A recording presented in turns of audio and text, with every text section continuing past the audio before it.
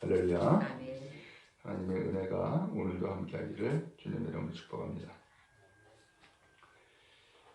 먼저 1절에 보니까 애굽에 관한 경고다 그랬습니다. 지금 하나님은 이사야 선지자를 통하여서 애굽에게 경고의 말씀을 주신 겁니다. 그 경고의 말씀을 주신 이유는 뭐냐? 이 애굽이 어떤 특별한 잘못을 해서는 아니었어요. 그거보다 더 중요한 것은 하나님의 백성 유다가 애굽을 의지하는 것이 문제였어요. 그러면 왜 유다가 이 애굽을 의지했을까? 지형상으로 보면은 이스라엘이 북쪽과 남쪽으로 나뉘어졌잖아요. 그래서 북쪽 나라는 이스라엘이고 남쪽은 유다예요. 근데 이 이스라엘 땅에 북쪽이 아수르가 지배하고 있고요. 그 다음에 오른쪽은 에돔이 지배하고 있고요. 그 다음에 왼쪽은 블레셋 족속이 지배하고 있어요. 그리고선 남쪽이 바로 애굽이에요. 근데 이 북쪽 나라 아수르가 이스라엘과 연합을 해가지고서 유다를 침략해 들어오고자 했어요. 또 오른쪽에 있었던 그 모압이나 암몬도 마찬가지였어요. 그리고 블레셋은 원래부터 이스라엘과 원수였었고, 그렇게 해서 이 유다가 압박이 되니까 이 유다가 의지할 데가 없는 거예요. 북쪽도 의지할 데가 없고 동쪽도 서쪽도 의지할 나라가 없는 거예요. 그러니까는 유일하게 누구 의지하겠어요? 남쪽은 곧 애굽은 이스라엘을 괴롭히거나 혹은 쳐들어오거나 그러진 않았거든요. 왜냐하면은 그 이스라엘과 애굽 사이에는 광야가 넓게 펼쳐져 있기 때문에 이 애굽이 만약에 이스라엘에 쳐들어오려고 그러면 이 광야를 지나야 돼요. 그러니까 그것이 보호막이 됐어요. 그러다 보니까 이 애굽과 이스라엘, 곧 유다와의 관계는 그게 나쁜 관계가 아닌 거예요. 근데 그 북쪽 나라 아수르와 그 다음에 모압과 그 다음에 블레셋과 이런 관계들은 전부 다 나쁜 관계예요. 또 침략해 들어오는 관계예요. 이러다 보니까는 이 유다가 이러다가는 우리나라가 망하겠구나 생각을 하고서는 누구 의지했느냐? 이 애굽을 의지한 거예요. 이게 이제 문제가 된 거예요. 여러분, 우리도 무엇인가를 의지해요. 무엇인가를 의지하는데 당시 북쪽 나라 아수르는 신흥 강대국이에요. 그러면서 이 아수르는 더 큰 야망이 있어가지고서 그 아수르의 아래에 있는 이스라엘도 집어삼키려고 그러고 그 다음에 유다도 집어삼키려고 그러는 거예요. 또 모압이나 이쪽 동쪽에 있는 이 나라들도 혈육적으로는 형제관계예요. 그렇지만 신앙적으로는 아수르와 연합을 하거나 편이 되어 가지고서 역시 이스라엘을 괴롭히는 관계예요. 그리고 블레셋은 원래부터 이스라엘과 원수였었고, 그러니까 결국은 의지할 때는 딱 하나, 애굽밖에 없는 거예요. 여러분, 우리도 살아가면서 뭔가 의지할 데가 없어. 그럼 의지할 데가 없으면은 결국 뭘 의지해요? 나와 관계가 그래도 나쁘지 않은, 혹은 어떤 멀어지지 않은 그런 어떤 사람이나 어떤 존재와 가까워지게 되고 그것을 그나마 의지하게 된단 말이에요. 오늘 우리가 이스라엘과 같이 아무것도 의지할 수 없을 때에, 그때에는 하나님이 무엇을 원할까요? 그나마 애굽이랑 가까우니까는 애굽이랑은 왜 멀지 않으니까 애굽 의지해라. 이게 하나님의 뜻일까요? 그게 아니에요. 하나님께서 원하시는 바는 원수요 침략자요 그런 수많은 나라와 족속들이 포진해 있지만은 그러한 관계에 이 이스라엘이 존재하고 있는 이유는 하나님을 의지하라고. 다른 건 의지하지 말고 하나님만 의지하라고 하는 것이 하나님의 뜻인 거예요.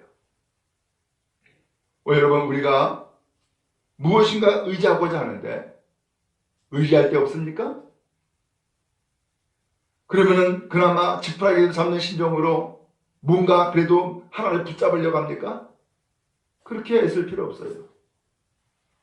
의지하지 말고 오직 하나님을 의지하고 하나님을 구하는 우리 모두 다 될 수 있기를 간절히 바랍니다.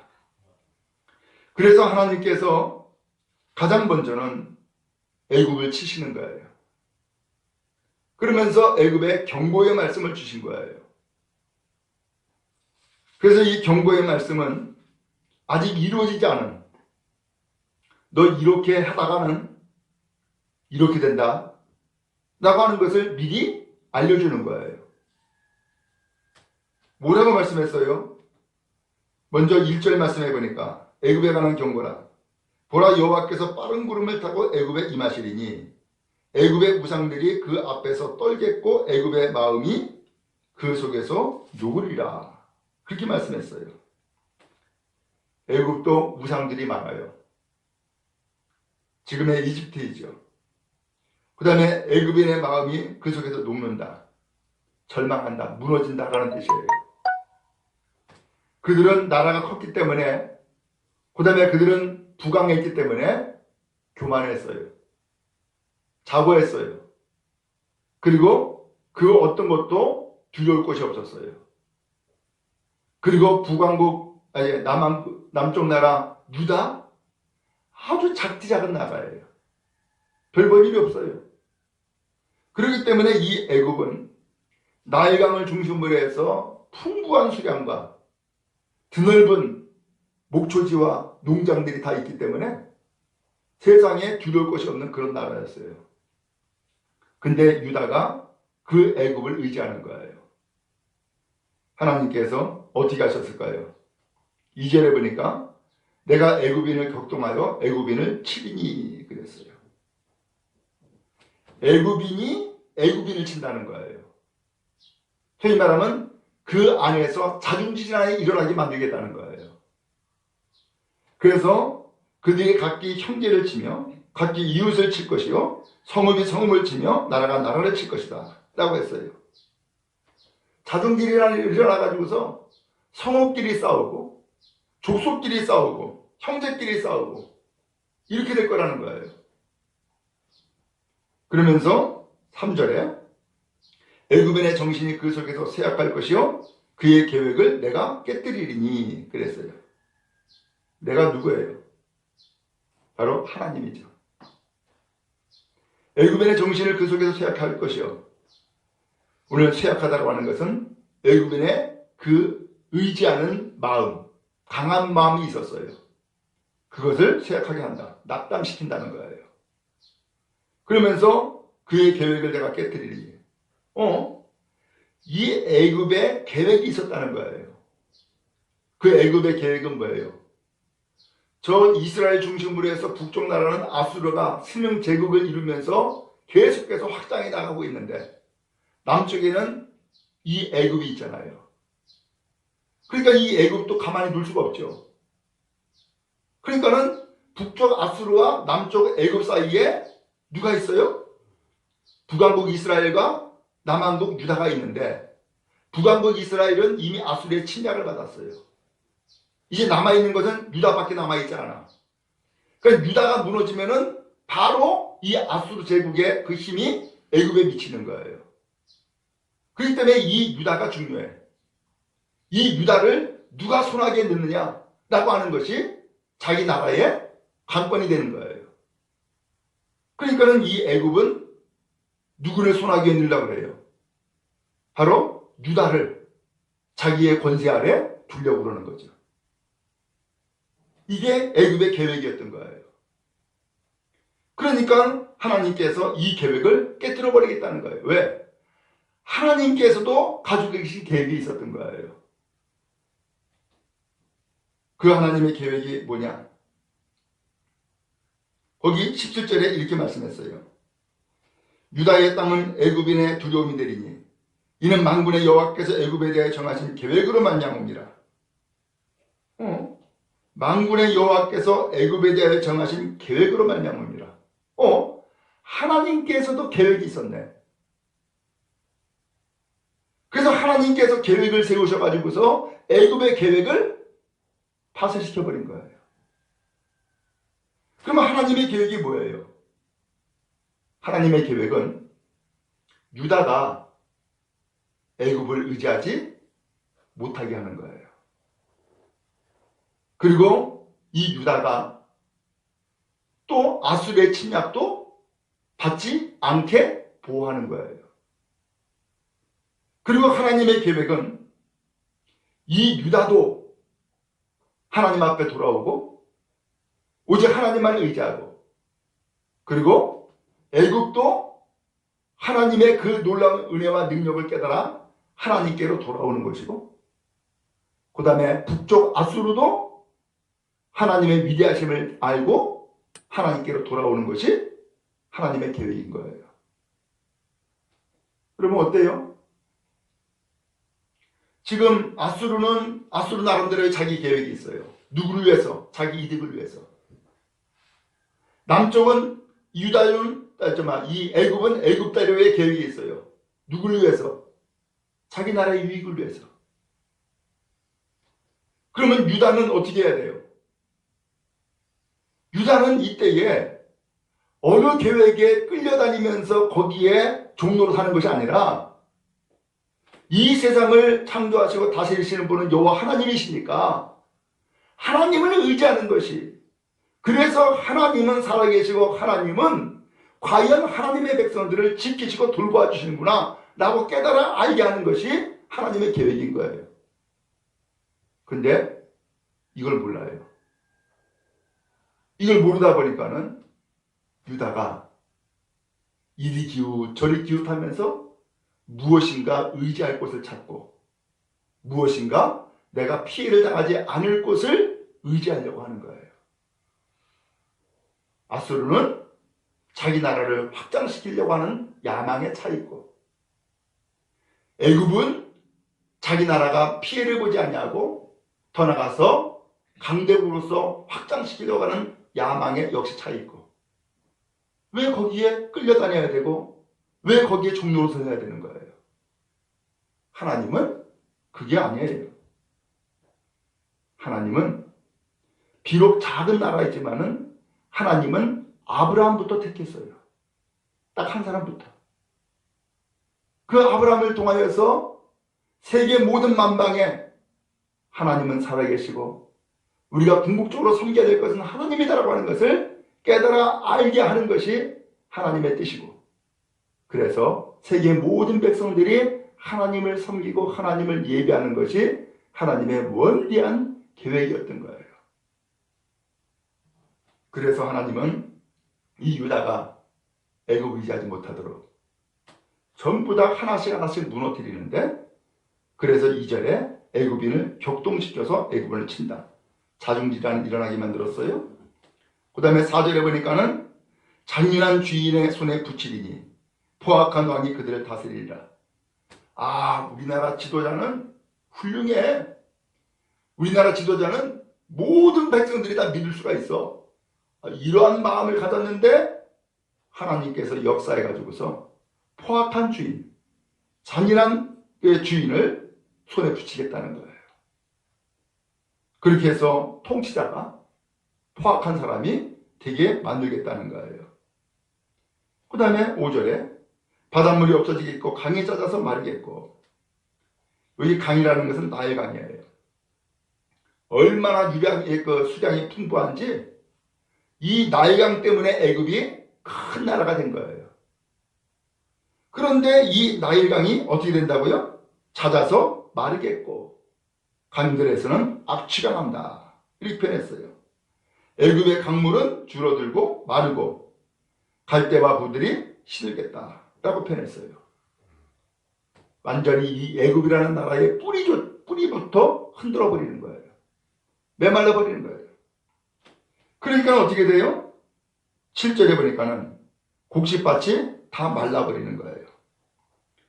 물이 다 말아버리니까는 8절에 어부들은 탄식하는 거예요. 거기에서 물을 얻느냐? 그 물에서 파피루스라고 그 식물을 채취하는데 그것 가지고서 세마포 옷을 만들었던 거예요. 근데 강이 다 말라버리니까는 그 파피루스 풀이 다 말라버렸죠. 세마포 옷을 만들 수가 없는 거예요. 그러니까 거기에 일했던 품꾼들이 이제는 전부 다 탄식하고 근심에 빠져버린 거예요. 우리 할 일이 없다. 벌어먹고 살 일이 없다라는 거예요. 또 11절에 소환의 방백은 어리석었고 모사의 책략은 우둔하였다 라고 했어요. 정치인들이 어리석은 일을 하는 거예요. 책략가들이 모사들이 책략을 꾸미는데 어리석은 책략을 꾸미는 거예요. 그래서 13절에 소환의 방백들은 어리석었고 노베 방백들은 미혹되었다. 나라가 엉망이 되어버린 거예요. 오늘 이 일이 어떻게 됐느냐? 14절에 여호와께서 그들 가운데 어지러운 마음을 섞으셨으므로 그들의 애굽을 매사에 잘못 가게 하니 취한 자가 토하여 비틀거리게 하였으니 이 애굽을 잘못 가게 만들어 버리는 거예요. 그럼 왜 그래요? 유다 백성들이 그동안 그렇게 의지하려고 했던 애굽을 가만히 보니까 이거 나라가 엉망이네. 의지할 것이 못 되네. 이것을 깨닫게 해주려고 하나님이 이렇게 만들어버리는 거예요. 그리고서는 하나님의 계획이 이어지는데 거기 16절에 그날의 애굽이 부녀와 같을 것이라. 부녀라고 하는 것은 겁이 많은 여인을 얘기한 거예요. 그들의 망군이 여호와께서 흔드시는 소리, 그들 위에 흔들림으로 말미암아 떨며 두려워할 것이다 라고 했어요. 하나님이 이 애굽을 흔드는 거예요. 그때에 그 흔들림 때문에 이제는 떨며 두려워하게 될 거라는 거예요. 그리고서는 17절에 하나님의 계획이 나오는 거예요. 놀랍게도 그 애굽 땅에서 5개의 성읍이 하나님께 돌아오는 거예요. 그러면서 우리는 하나님을 섬기겠다고 맹세하는 거예요. 그리고서는 19절에 그날에 애굽 땅 중앙에 여호와를 위하여 제단이 있겠고 변경에는 여호와를 위하여 기둥이 있을 것이다. 20절에 이것이 애굽 땅에서 만군의 여호와를 위하여 징조와 증거가 된다 라고 표현했어요. 애굽 땅에 뭐가 세워져요? 하나님을 예배하는 제단 세워지죠. 그 다음에 기둥이 세워지죠. 그리고 이것이 애굽 땅의 만군의 여호와를 위한 징조와 증거가 되게 만들겠다는 거예요. 애굽 땅에 하나님의 계획이 시작됐어요. 하나님을 섬기는 나라로 바뀌어지는 거예요. 오늘 그렇게 해서 22절에 하나님께서 이 애굽을 치실지라도 치시고는 고치시겠고 그러면서 고쳐주겠다라고 하는 말씀이 나와요. 하나님은 애굽을 고쳐서 하나님을 섬기는 나라로 만들어 버리시는 거예요. 그리고 23절에 그날에 애굽에서 아수르로 통하는 대로가 있어 아수르 사람은 애굽으로 가겠고 애굽 사람은 아수르로 갈 것이며 애굽 사람이 아수르 사람과 함께 경비하리라. 놀라운 일이 벌어졌어요. 어떻게 된다고요? 애굽과 아수르가 서로 통하는 길이 열린다는 거예요. 그리고 이 애굽과 아수르 이 모든 나라들이 이제는 함께 경배하리라. 누굴 경배한다고요? 여호와 하나님을 경배하게 될 거라는 거예요.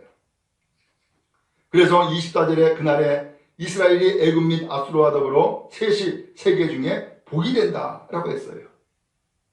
결국 이 복이 25절에 이렇게 말씀했어요. 이는 만군의 여호와께서 복 주시며 이르시되 내 백성 애굽이여 내 손으로 지은 아수르여 나의 기업 이스라엘이여 복이 있을지어다. 결국은 애굽도 아수르도 이스라엘도 다 복받게 만들어 주겠다는 거예요. 그 복이 뭐예요? 여호와를 아는 거예요. 여호와를 섬기는 거예요. 그래서 하나님이 복을 주시는 거예요. 여러분 그렇습니다. 복은 하나님이 주셔요. 사람이 주는 게 아니고 나라가 주는 게 아니에요. 그리고 이 복을 받도록 하나님이 말씀하시고 역사하시면 사람이나 나라들은 복의 통로가 되는 거예요. 그래서 사람이 이야기할 때도 복 준다라고 얘기를 못해요. 축복한다라고 이야기를 해요. 다만 사람은 기원할 뿐이에요. 축원할 뿐이에요. 그리고 복은 누가 주는 거예요? 하나님이 주시는 거예요. 그래서 하나님이 축복한다고 표현하지 않아요. 하나님은 복 주시는 거예요. 그러나 사람은 축복한다고 표현하는 거예요. 여러분 그동안 이 유다는 생각지도 못하게 애굽을 의지했네요. 그러나 애굽은 빈 껍데기였던 거예요. 하나님이 역사하시니까. 여러분 우리는 누구를 의지해야 될까요? 만군의 여호와 하나님만을 의지하는 우리 모든 성도 다 되어지기를 주님 여러분 축원합니다. 그게 복입니다. 복된 사람 다 되기를 간절히 바랍니다.